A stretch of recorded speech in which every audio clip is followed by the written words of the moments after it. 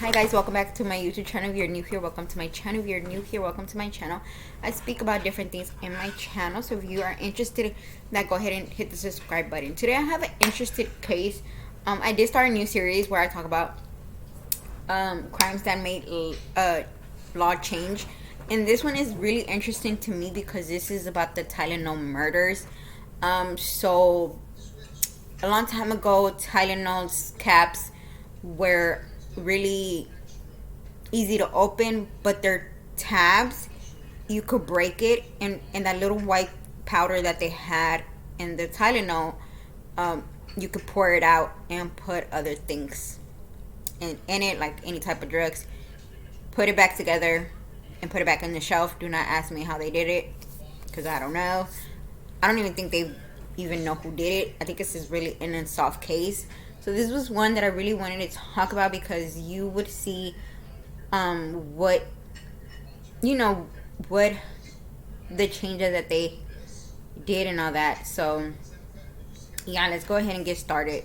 So the Chicago Tylonol murders were a series of poisoning deaths resulting from drug tampering in the Chicago metropolitan area in 1982.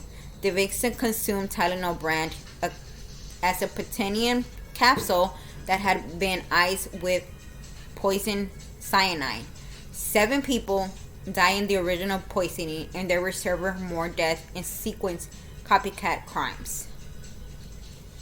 No suspect had been charged or convicted of the poisoning as of 2025, but the New York City resident James William Lewis was convicted of extorting for sending a letter to Tylenol manufacturer Johnson & Johnson that took responsibility for the death and demand $1 million to stop them. The accident led to reforms in the parking of over-the-counter drugs and federal anti-taping laws. So on September 28th of 1982, 12-year-old Mary Kellerman was hospitalized after consuming a capsule of extra-strength Tylenol. She died the next day. On September 29th, 6 other individuals contained Tylenol, including Adam Johnson, 27, stealing. Give me 1 second. The food, throw it in the trash. I do not want to see food in the sink. Sorry, guys. Johnson, 25, Teresa Johnson, 20, who each took Tylenol a single bottle. All 6 of the Johnson, Mary McFlane, 31, Paul Prince, 35, and Mary Reiner, 27, will immediately die from consuming the pills. Asked to investigate the Johnson death, nurses Helen Jens, a Railton Heights only public health official, visit the Johnson household and discover a Tylenol bottle with the company receipt indicating it had been purchased the same day. Did you turn the lights off? Sorry guys, when you have a kid and you try to do videos and try to do everything, it's a lot. Bottle in with the company receipt indicating it had been purchased the same day. Noticing that there were 6 pills missing, and she turned the bottle over to investigator Nick Pichos and report her suspicions that it was related to the Johnson's death. Pichos called Dr. Homer R. Dagana, Deputy Chief Medical Examiner for Cook County, who is suspecting that cyanide may be the culprit, asked Pichos to smell the bottle. When Pichos smelled an Elmo-like scent, Dagan asked the Cornish Shift Toxicology Dr. Marford Sheriff to test the capsule, and SARF team determined that 4 of the 44 remaining capsules from the James bottle contained nearly 3 times the fatal amount of cyanide. Authorities held a press conference advising the public not to take Tylenol for the time being. Mind you, there were other pills, but I think back then Tylenol was one of the biggest one that a lot of people did purchase Tylenol more than anything. By chance, the bottle of Tylenol that Kellerman used was inventoried by paramedics. Investigators noticed that the John's bottle and the Kellerman bottle came from the same lot, MIC 288 Johnson issued a recall for all Tylenol from that lot. But when intact bottles from other lots were discovered, for example, the pills in Mary McLean's Poisonings were traced to lots 1910MD and MB2738. The recall expected to cover those lots in any bottle of extra strength capsule from any lot purchased in Chicago area, making it one of the largest particular recalls ever. So basically, if you think about it, Johnson was losing a lot of money because they had to, every store that sells Tylenol, they had to recall it. They have to make sure to get every single bottle. You know how much money that is, and how much money they're gonna have to spend to redo the whole thing. It's just, it sucks, but it's at the same time it's a good thing because you want to make sure the public is safe. A multiple agency investigator found that the tampered pills to have been sold or on the shelves at a verified of the stores in Chicago area, including 2 different Julia Foods locations, one in Arlington Heights and one in Elk Grove Valley, and Oscar Drug Store in Hasbrook, and Walgreens and Dominique's, both in Chicago, and Frank's Finer Food in Winfield. One bottle had been purchased, but due to the an offset not yet used by Linda Morgan's wife of Judge Louis V. Morgan. In an effort to the resource the public, Johnson & Johnson, the manufacturer of Tylenol, distribute warnings to hospital and distribute the alert Tylenol production and investing after other accident like Strahish added to the Tylenol bottles in California. A nationwide recall of Tylenol produced was issued on October 5th of 1982. An estimated 31 million bottles were in circulation with a relative value of over 100 million, equivalent today, equivalent to 316 million in 2023.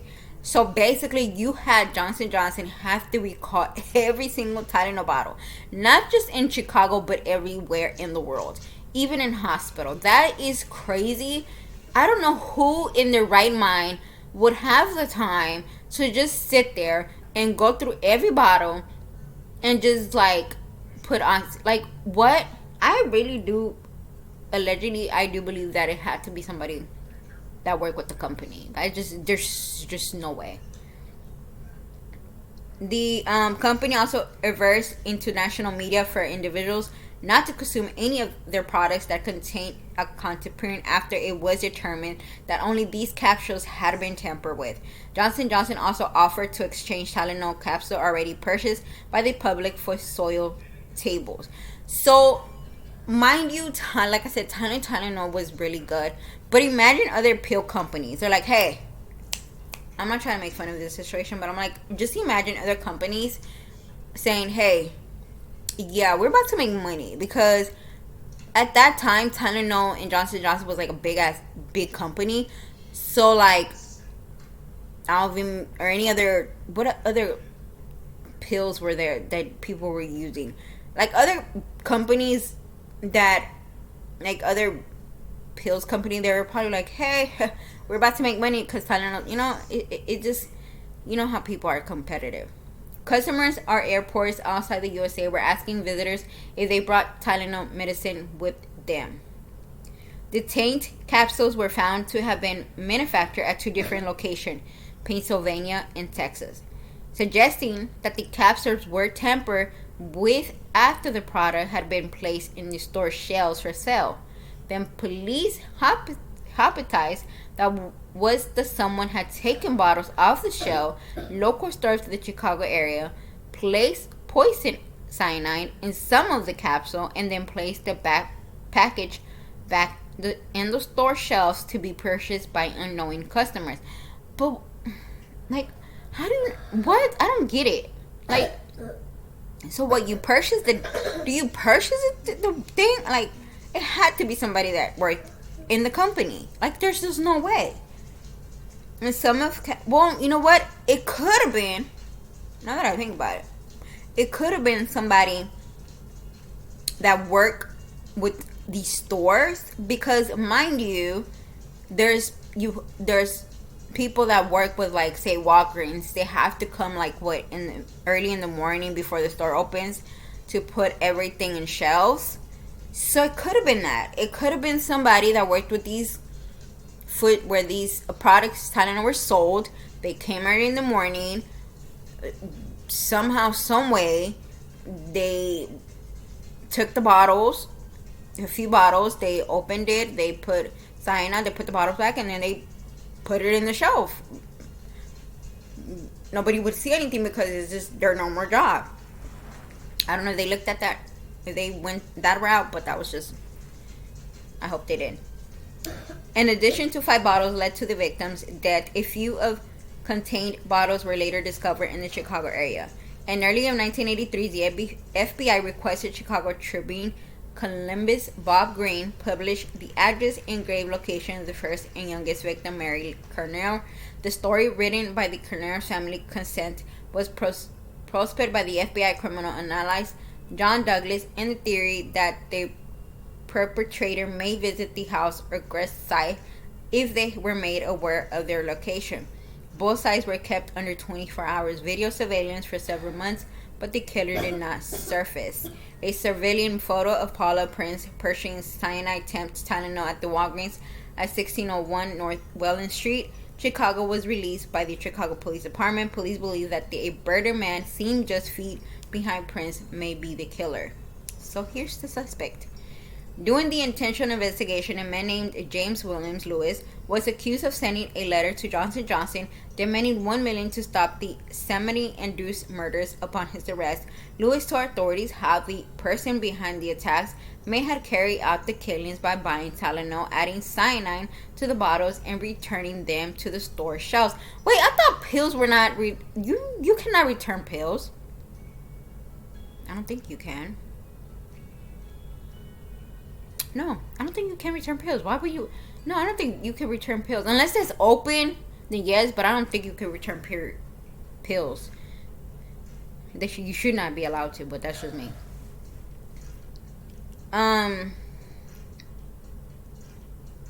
Lewis was also found to have previously possessed a poison book, and according to confidential law enforcement document, his fingerprints were discovered on pages related to cyanide. Lewis denied being responsible for the poisonings, but he admitted to writing the letter, which he said he had worked on for 3 days. During the trial, his attorney claimed that Lewis intended only to focus on the attention of the authority and his wife's former employer. Lewis was convicted of extortion and sentenced to 10 years in prison, and in 2007, authorities determined that the letter he had in October 1st, 1982, postmarked, meaning that if Lewis' 3-day timeline was accurate, he would have begun working on the letter prior to the first news report concerning the poisoning. When they confront with his information, Lewis resent his timeline. Court documents released early in 2009 shows Department of Justice investigators conclude Lewis was responsible for the poisoning despite the fact that they did not have enough evidence to charge him. And in January 2010, both Lewis and his wife submitted DNA samples and fingerprints to the authorities. Lewis said if the FBI plays it fair, I have nothing to worry about. The DNA samples did not match any DNA recovered on the bottles. Lewis continues to deny responsible for the poisoning. Lewis died in July 9th of 2023 at the age of 26. So if it's not him, we wouldn't. It seems like it's not. But my thing is, like, why would you even write a letter saying that, like, you $1 million, and you were told? That don't make no sense, sir. Like, sir, do something better with your life. Police also investigated a second man, Roger Armour, a dock worker at the Jewel Oasis in Mercer Park, who told the officer that he posted potassium cyanide.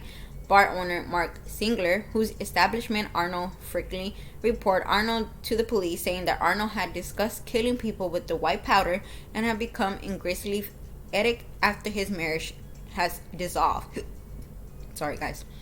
Arnold had worked with victim Mary Reiner, father, at a warehouse, and Arnold's wife had been treated at a hospital across the street from the store in which Reiner bought her cyanide-laced pills. A copy of the Portman James Bond, which contained instruction on making poison cyanide, was found in Arnold's home. Arnold was held several times by the police but never charged. In the summer of 1983, Arnold, mistaking John Stanish, a random passerby, for Sinclair, shot and killed Stasha and a computer constable and the father of three, who was leaving a bar in multiple France. Arnold was convicted of a killing on January 8, 1984, and served 15 years of his 30-year sentence for second-degree murder, saying in 1996 from prison, "I killed a man. I perfectly innocent person. I had a choice. I could have walked away."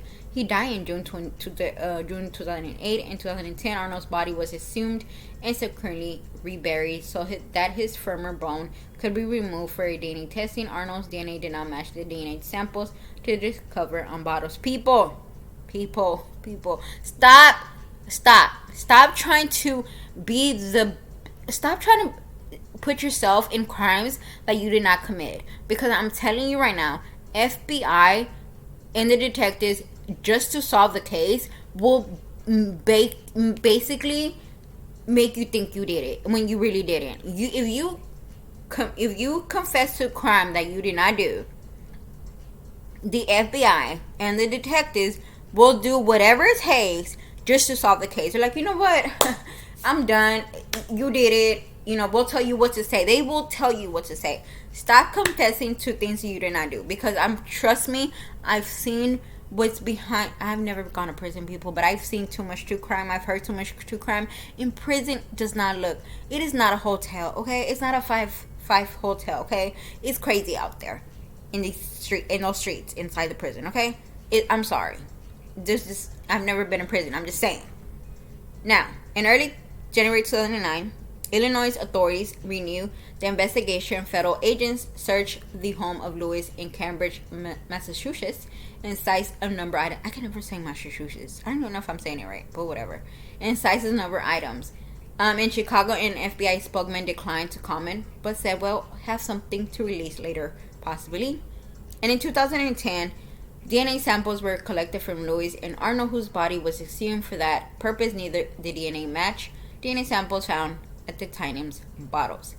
Law enforcement official received a number of tips related to the case, coinciding with his 25th anniversary. In a written statement, the FBI explained, quote, "The review was promoted in part by the recent 25th anniversary of this crime and the resulting politicity. Further, given that many relevant events in forensics technology, it was only natural that a second look be taken at this case and recover evidence." End quote. On May 19, 2011, the FBI requested DNA samples from underbomb Ted whatever his last name is. I don't care. He's a loser. In connection to the Tylonol murders, Ted denied having ever post potassium cyanide. The force for bomber crimes happened in Chicago and is served from 1978 to 1980. And Ted's parents had a suburban Chicago home in Lamberton, Illinois, and in 1982, where he stayed occasionally. So Ted, if y'all don't know, he's the one who caused the bomb. I was watching a documentary yesterday, but I just did not get it, so I kind of just gave up on watching because I was so confused. But yeah. So the aftermath. So we had copycats, y'all. There's a lot of crimes that a lot of people do tend to copy. Why? I don't know. It's just ridiculous. But it is what it is, guys. So hundreds of copycat attacks involving Tylenol, over-the-counter medication, and other products also took place around the United States immediately following the Chicago death, which I did not know. 3 months death occurred in 1986 from Gadolinium capsule. 23-year-old Dinah Ellsberg died in New York after ingesting extra-strength Tylenol capsule laced with cyanide. Extruding capsule in Washington State were tampered with, resulting in death of Susan Snow, Bruce Nickel from cyanide poisoning, and the eventual arrest and convicted of Bruce Nickel's wife, Stella Nickel, for her intentional actions and the crime connected to both murders. So I'm going to say she was an ex-wife who was mad that her husband was moving on. Probably just, okay, that's my guess, but I don't know. The same year, product in Gamble's tempering was recalled after experiencing hawks in Chicago and Detroit that resulted in predicted sales drop and a withdrawal of the pain reliever from the market. In 1991, in Washington State, Kaylin Denker and Staley Marcour were killed from two cyanide box of sulfate, and Jennifer Milley went into a coma from a similar poison, but recovered shortly afterwards. Jennifer's husband Joseph Milley was convicted in numerous charges in federal Seattle court regarding the death of Demer and McCurr and the attempt murder of his wife, who was abused during the Milley's marriage. Milley was sentenced to life in prison and lost an appeal for a retrial. In 1986, University of Texas student Kenneth Ferris was found dead in his apartment after succumbing to cyanide poison. Temper capsules were determined to be the source of the cyanide found in his body. His death was ruled as his homicide on May 23rd of 1986, and on June 19th of 1986, the AP reported that the Travis County Medical Examiner ruled his death likely suicide. The FDA determined he obtained the poison from a lab in which he worked. Johnson & Johnson received positive coverage for handling of the crisis. For example, an article that in Washington Post said Johnson & Johnson has effectively demonstrated how a major business ought to handle a disaster. The article further states that this is no 3 Miller Island accident in which the company's response did more damage than the original accident, and applaud the company for being honest with the public. In addition to the issue that recalled, the company established relations with the Chicago Police Department and the FBI and the Food and Drug Administrator. The way it could have been a part in searching for the person who laced the capsule, and they could help prevent further tampering. While at the time of these scars, the company market share collapsed from 35% to 80%, 8%, my bad guys, and rebound in less than a year. A move credit to the company promoter and aggressive reaction, and in November it reduced capsules in new triple seals packages, coupled with heavy price promotions. Within the several years, Tylonol regained in the highest market share for the over-the-counter Inglize in the USA. After the recall, Johnson & Johnson's Sherry Michael Lee Border submitted a claim to insurance company Aflife FM Insurance for the cost of carrying out the recall, a claim which was later denied. A lawsuit determined that the McLean Liberation was limited not to cover because the parent company Johnson & Johnson elected not to buy more extensive recall insurance. McLean sued again in court, further contending that the language of Access Liberty insurance policy covered the recalled related to expensive. The court hearing that the case rejected a claim of Liberty, stating that the recall was not a cause of a Liberty for the seventh death. It was best merely related to the seventh death, and that the server of notice to the plaintiff that the Tylenol remaining on the shelves was potentially harmful. In 1991, Johnson & Johnson agreed to settle for an undisclosed sum all lawsuits against it for the original Chicago area's death.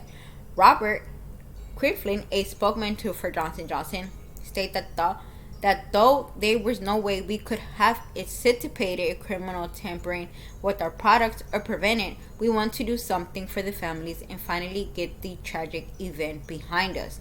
The criticism management response taught today as a model of corporate public reactions is a chief credit to the public relations executive Harold Hansen. In 1982, the accident inspired the Marfikli food and consumer product industry to develop temper resin packaging, such in inducing seals and prevailing quality control methods. Moreover, a product tampering was made a federal crime. The new law result in Starlin Nichols a conviction that extreme tampering cases for which she was sentenced to 90 years in prison.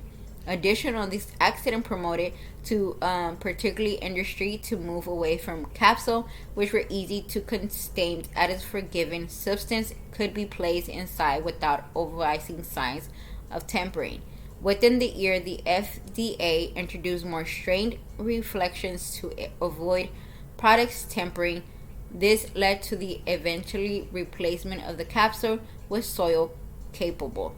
A table made the shape of capsule as a drug delivered from and with the addition of temper evidence safety seals to bottles of Minisor. I will show y'all the pictures because it's hard kind of to explain it even if you weren't even born in that day or like that year and you don't know what I'm talking about, because I didn't even know what I was talking about. While poisoning candy being given to trick-or-treaters at Halloween is a rare that Tylenol accident which unfolds across October of 1982 raised renewed fears of it in some communities discouraged trick-or-treating for Halloween. In America, grocery stores report that candy sales were down more than 20%.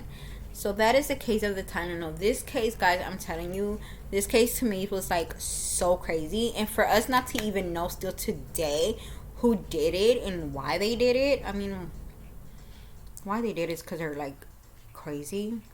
Something has to be wrong with them. I really do think this is my personal opinion, but I do think it had to be somebody that worked for Johnson & Johnson, or it had to be somebody that worked with like with the stores, like. But then if it was somebody with the stores, it would have to be.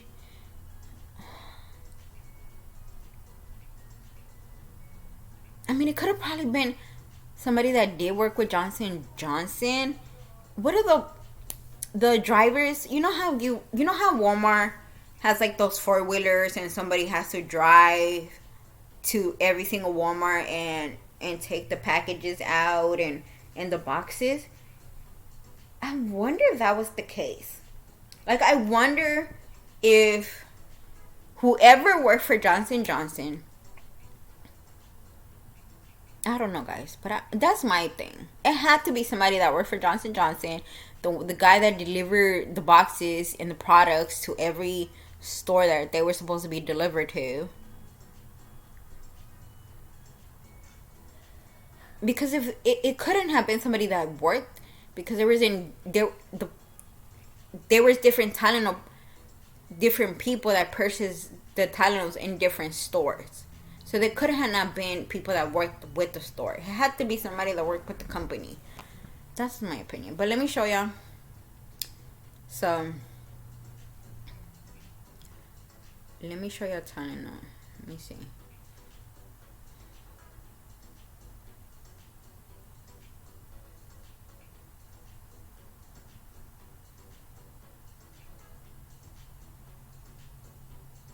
Okay, so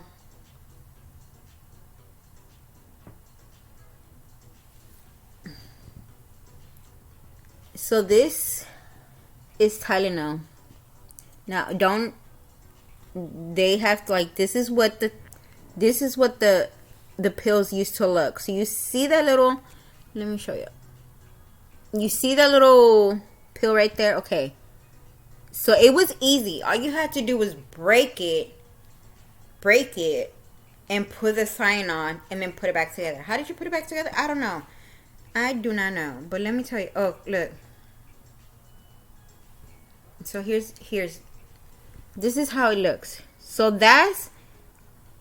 Johnson & Johnson, this is what they put, that's what they put on their pills when they used to have it like this.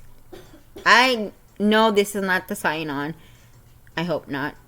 But this is what, so you see how easy someone could get to that, to the bottle, to the pills. They all had to do was just break it in pieces, put the sign on, and then put it back together. How did they put it back together? I don't know. Good question. So let me show ya the new bottle.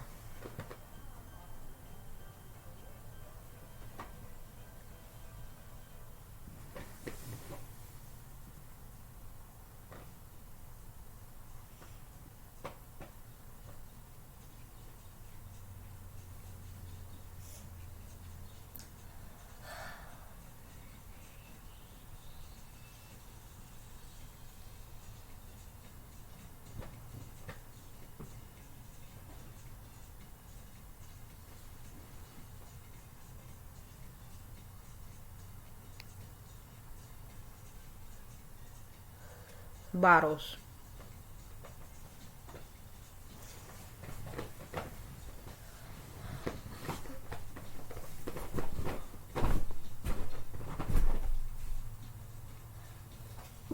If you see these pictures right here, I'm gonna show you right here. Look, these are the new bottles. So basically, the new bottle would be harder to open because it would be sealed, but also it would not be these type the pills that I showed you. It would be basically oh look.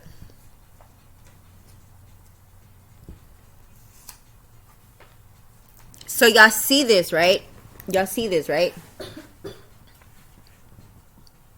Okay. Y'all see y'all see this? I'm gonna show y'all. Y'all see that? You can't break that. You can't. There's not. It's just the regular pill. It's not the other one that I show y'all.